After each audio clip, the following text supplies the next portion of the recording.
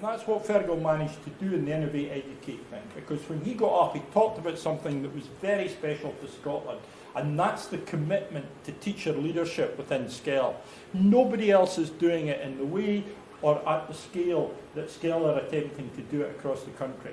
And there's been such a long history of leadership training in Scotland, which has just either been about supporting people who've been promoted or encouraging people to get promoted. There's been so much thinking around leadership training, which has been drawing in models from business. And for the first time, I think, what we've got is not only a democratic approach to leadership, but we've also got something which captures what the nature of modern leadership is. In a really diverse society, you cannot lead autocratically. There are too many opportunities for people to express themselves differently, to learn differently, to think differently. We need to adapt to that. And I think SCEL, beyond any shadow of a doubt, has been the leading organisation in any part of Europe or beyond that's taken that seriously and has seriously invested in it. And you're going to get Memphis Soul Stew. So, frankly, what more could you ask? Can I just ask you to welcome Fearghal Kelly?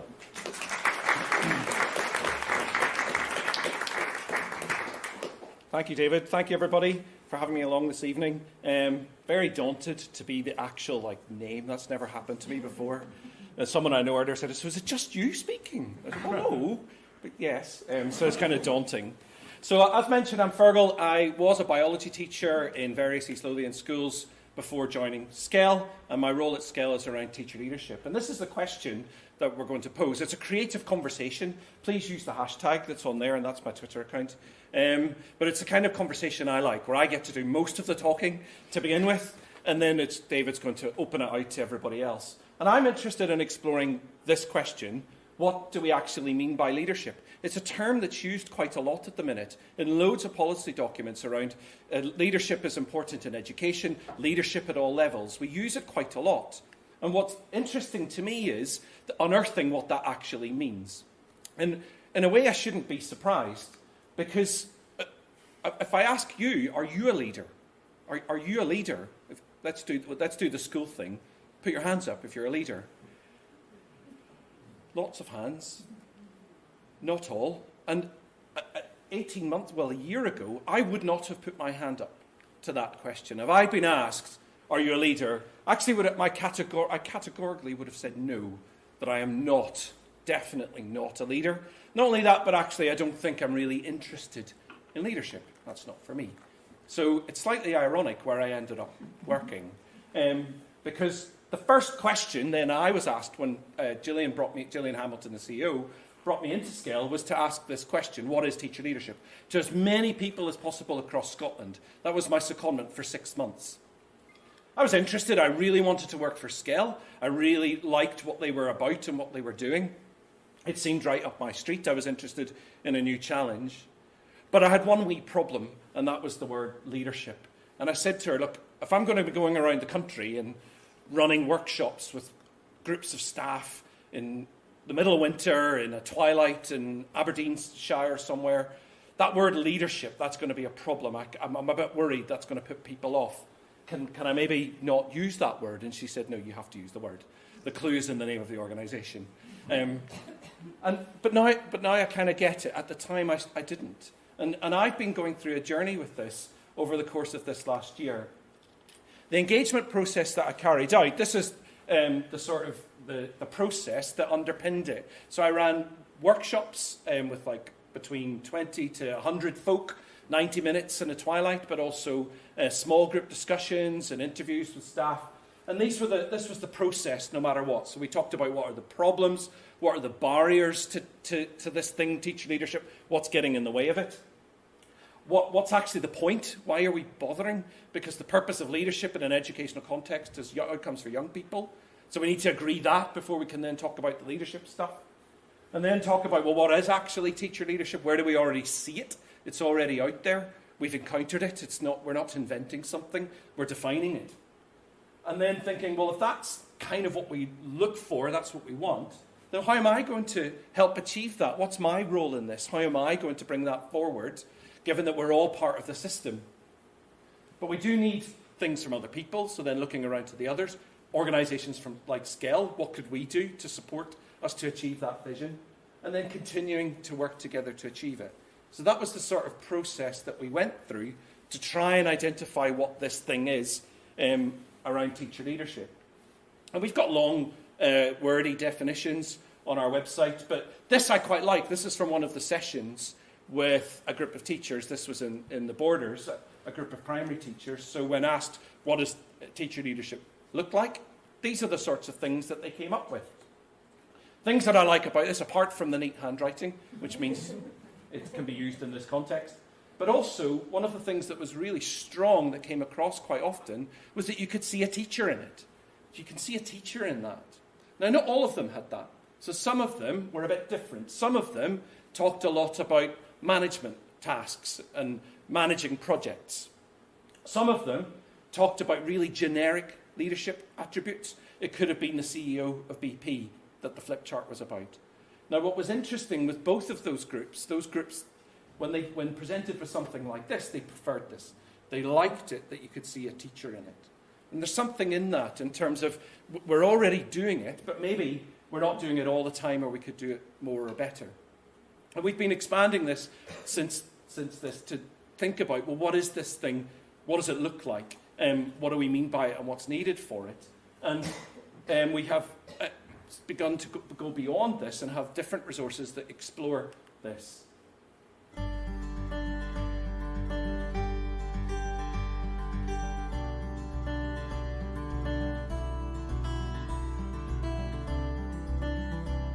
Teacher leadership is about being a confident, committed and effective teacher.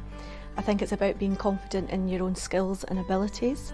I also think it's about being confident to know when to seek out the expertise of others and to be able to find opportunities to challenge yourself and develop yourself. I think it's about being committed to being the best you can be, and also about being committed to a set of values that you put into practice on a daily basis and model for your learners. Teacher leadership is about knowing yourself and your profession well and having some control over which aspect of teaching and learning you want to develop.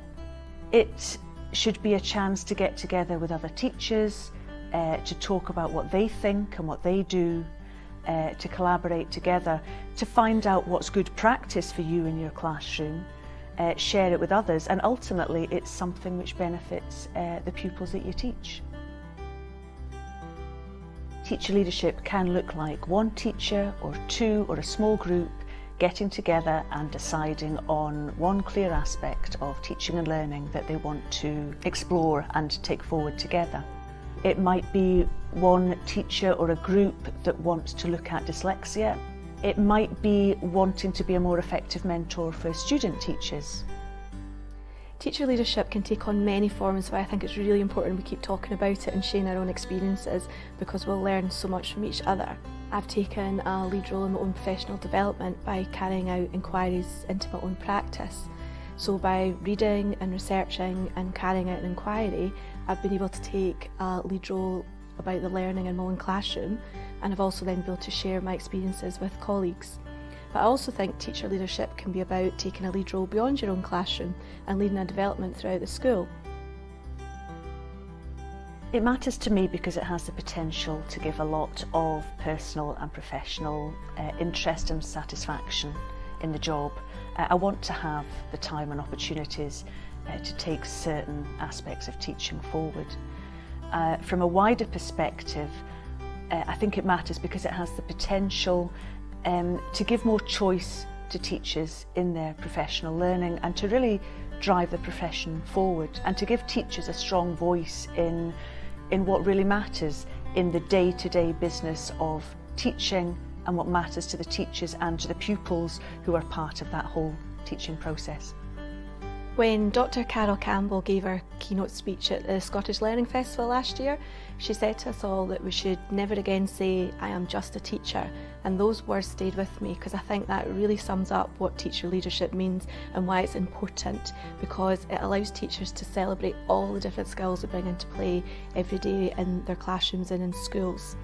I think sometimes the word leadership is associated with promoted posts and management roles, and while there are excellent leadership practices happening within management teams, There's also excellent leadership practices happening within classrooms and schools by teachers who have perhaps chosen not to take a route into management or are still unsure yet of where their professional journey is going to take them. So for me, celebrating and acknowledging what teacher leadership is and why it matters is really important because it values the profession as a whole, and that can only be a good thing for our learners.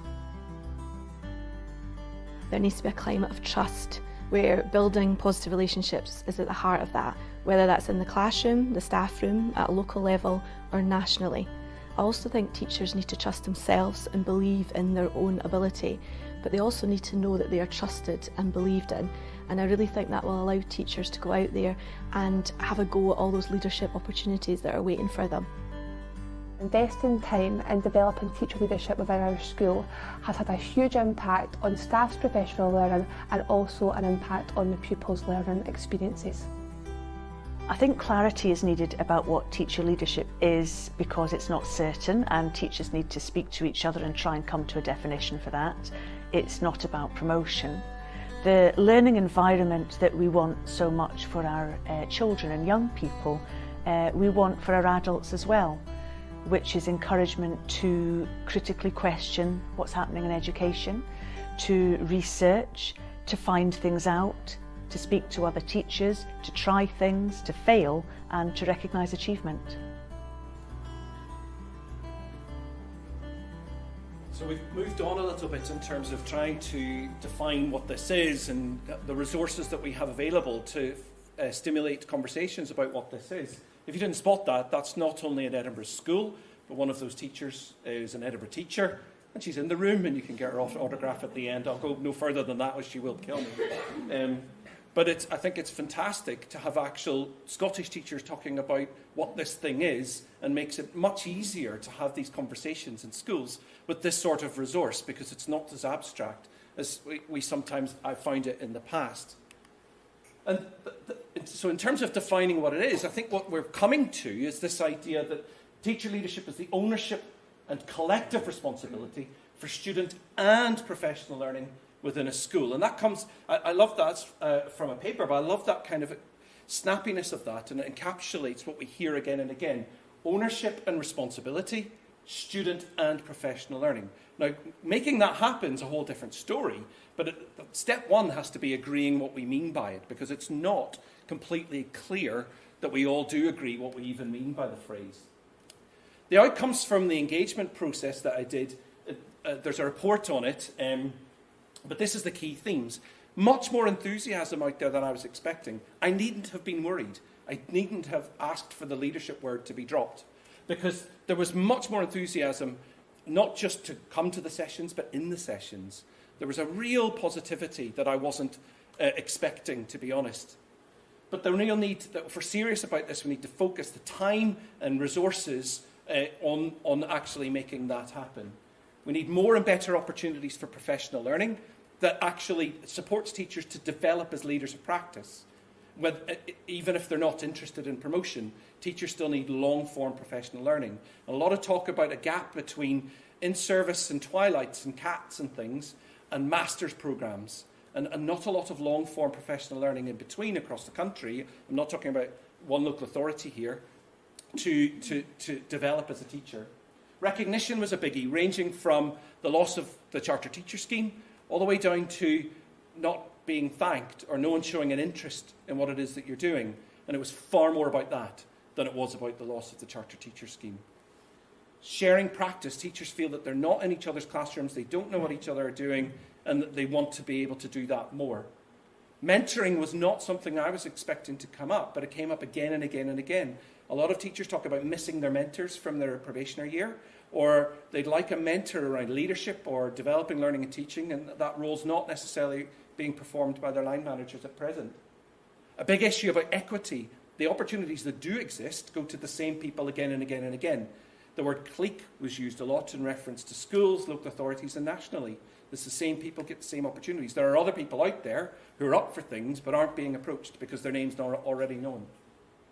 And also that if we're serious about this, everybody needs to be involved. This is not just about teachers. This is about those operating at every level in the system actually creating the conditions for this, and everybody has a stake in that. And for me personally, looking back at my career, I'm actually starting to reevaluate some of my experiences. And when I've been trusted and encouraged to do what I want to do and supported to do what I want to do, you get a certain reaction from me. But when I'm controlled and not empowered and not given a choice and not given a say and directed, this is the reaction that you get from me.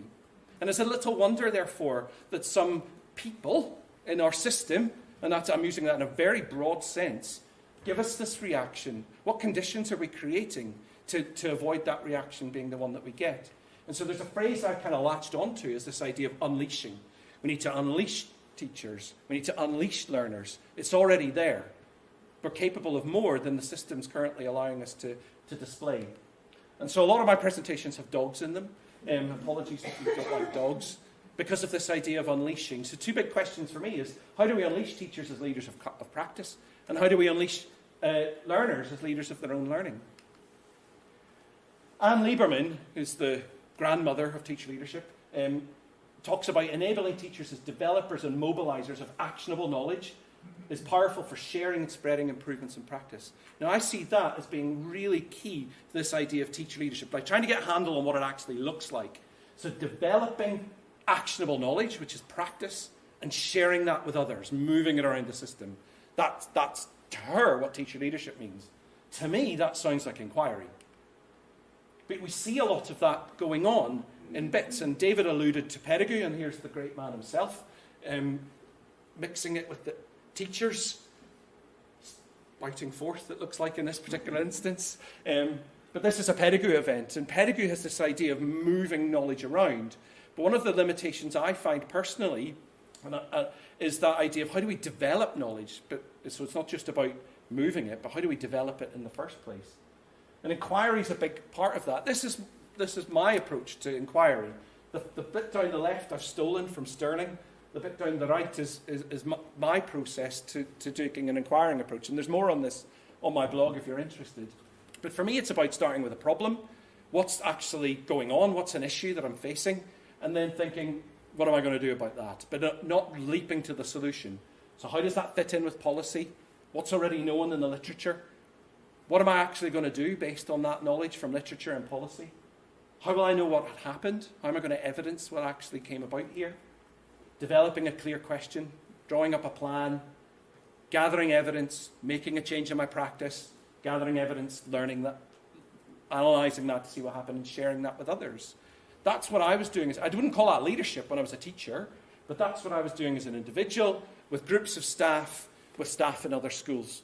And that, to me, looking back, is what I would say is leadership, because it's that idea of developing practice and mobilising it. And at scale, we've tried to take that forward. So we've initiated a teacher leadership programme that's open to all across Scotland. It's mainly delivered online. And this is the process that takes teachers through thinking about what teacher leadership is, reflecting on their practice, and then taking an inquiring approach to their practice and sharing it with others. And we ran a prototype this year with about 40 participants, and we've just recruited for a new cohort to start next session with 177 participants. It was quite a big leap forward, and we were oversubscribed. There were more applicants than that, going back to that enthusiasm idea. Teachers who are really keen to have this opportunity to develop as leaders of practice.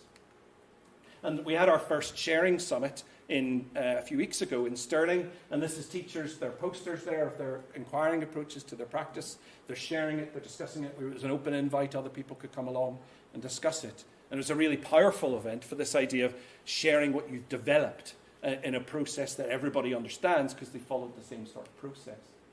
I love this quote of what inquiry can look like, solving real-life problems in the workplace with colleagues.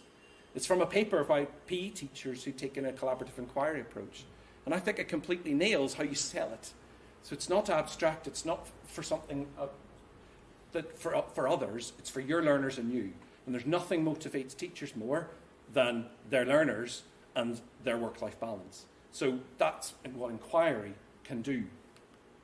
But what about kids? What about our learners? And I got criticised quite a lot when I was first at Skell doing these sorts of presentations, when I talked a lot about the things I've just talked about teachers. But people would say, but what about learners? Aren't we supposed to be growing leadership in learners? And I'd say, well, yes, But actually, if we stop and think about it, so we're expecting leadership in our young people, we're expecting leadership from our senior leadership teams. Why would we exempt ourselves from that? Are we a different species? There's leadership from us as well, but yes, okay, let's think about learners. And this has happened to be a big passion of mine as a teacher. I came to this before Higgius 4, but Higgius 4 I find interesting because some of the language that's used in it. So it was BTC 3 that stimulated this for me, because in BTC 3 it talked about involving young people in planning. Now I'm a secondary science teacher. What's good amongst us secondary science teachers, not from above, but amongst us, is having like all your PowerPoints all planned out. And if you see a PowerPoint that has topic 4, week 3, lesson 1 in the footer, then those guys are really on top of it. They're really organised. But that language around pupils are involved, well, that's challenging. Now, rather than writing it off, I had a go at it when BTC 3 came out. And it's interesting to see in Higgius 4, it's coming back with a vengeance. Learners make decisions about their own learning and lead others' learning. They understand the purpose and have opportunities to lead the learning. I think this is the killer one. Learners are fully involved in planning learning. Fully involved in planning learning. That is a challenging sentence, I think, for some practice. It was for mine. That is a really challenging. What does that look like? How do you even begin? Well, I find this book brilliant. It's free. You can download it for free as a PDF. And I was already scrabbling around with this, and then I found this book, and I thought, oh my, he's talking about what I'm trying. Classrooms as learning communities is what it's called. It's possible to consider how pupils might make classroom choices on what they learn, how well they learn, why they learn. Okay, we can get that. This, I think, is the most helpful sentence. And on each of these dimensions, there could be more or less significant choices made. It's not about handing it all over, sitting back with your feet up on the desk. I tried to go from 100% control to 90% of the control. That was too much. I needed to scale back. Go to 98%. And then the next topic, 97. And we need to learn together as a group. It's not about dumping it on them. It's about us learning together as a group. But I'm still part of it. I've got a lot to bring to the table. I've taught that topic too many times. I know what to do here. And so when I tried out some really simple things, don't give them the topic. Don't start, today we're learning biodiversity. This is what we're going to be learning. Could you write that down? Here's what we're going to learn. And try and start differently. So I'd start, they come in and this is on the screen. And so there's some questions, and they're already talking about it before they sit down. And they start coming up with more questions and more questions and more questions. And then we try and bring that together. And then we give the topic a title. And then we vote on which one we're going to have. And then we crack on. And it takes a while to begin with, but pretty quickly they learn. Because guess what? 4-year-olds experience this. I did this presentation to a group, and there was an early years practitioner in the room. He said, well, you can't make a 4-year-old do something they don't want to do. You have to do it like this. And I found that interesting because when I've tried this in the past and tried to talk about it, people say, oh, they can't do that. Well, isn't it our job to help people learn things that they can't do? And this is what it would kind of look like. So this is from a different topic where we've got the experiences and outcomes across the top. The yellow questions are the questions that they came up with from their stimulus, and they've started to put them next to the experiences and outcomes. The green questions are questions that they've written from the experiences and outcomes. So if you don't know about something, it's dead easy to write a question for it. One of them says, I've developed my knowledge of the periodic table. Oh, what is the periodic table? Stick. By considering the properties. I don't know what that word, what does properties mean? Stick. Dead easy. And so you end up with loads of questions along here, and you can start having a talk about what would that look like, what order should we do that in, what would we call that?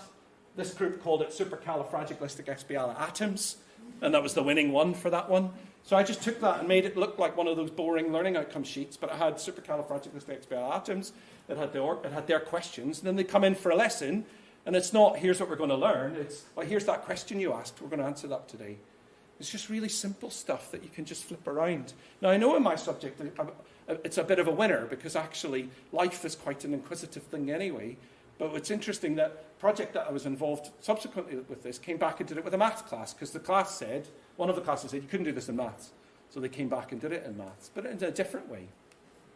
And for me, this is what it comes down to with learners. This is an engagement in learning continuum that a researcher from New Zealand came up with. And this idea that when we use the word engagement, quite often what we mean is engagement in schooling. And she was arguing engagement in learning is what we're actually after, cognitive engagement. And for her, entry level is behaving. Now, some of the conversations I've been involved in staff rooms, behaving's the pinnacle. That's what we're after. When we get that, we're sorted. But actually, for her, that's the beginning. And beyond then, we can go from enjoying to being motivated, thinking, seeing purpose, and ultimately owning learning, which is what that Higgies 4 is getting at. But she goes further and talks about how you can actually achieve that.